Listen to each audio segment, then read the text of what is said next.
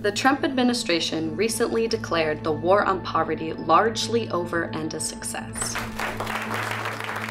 The truth is, more than 40 million people live in poverty in this country.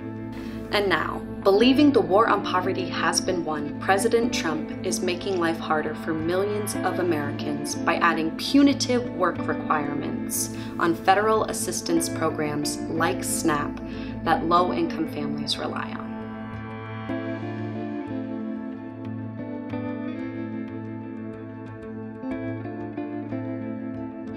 These work requirements will be difficult, if not impossible, for many people, especially in rural states, to fulfill.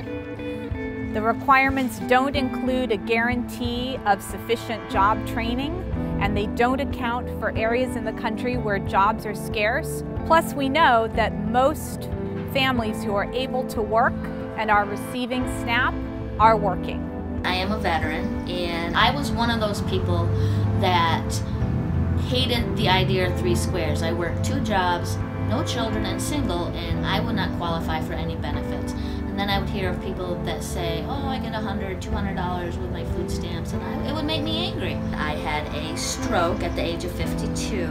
I was unable to go back to work for a little while. And between 3 squares and unemployment, I was able to maintain my shelter and be able to eat and take some worries off until I was able to obtain suitable employment for my situation.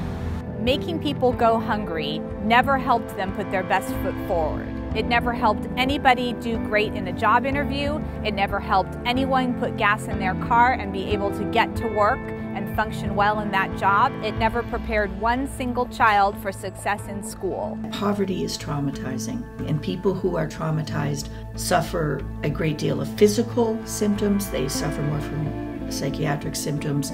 It affects their decision making, it affects their ability to plan, it changes their brain chemistry. Children that live in poverty have more behavioral issues in schools. So the costs of this type of neglect in social programs will be paid somewhere in increased incarceration rates, in more mental health issues. SNAP is the single most important nutrition safety net that we have. And if we don't make sure that our people are fed, we will never have a thriving economy and a thriving society in this country.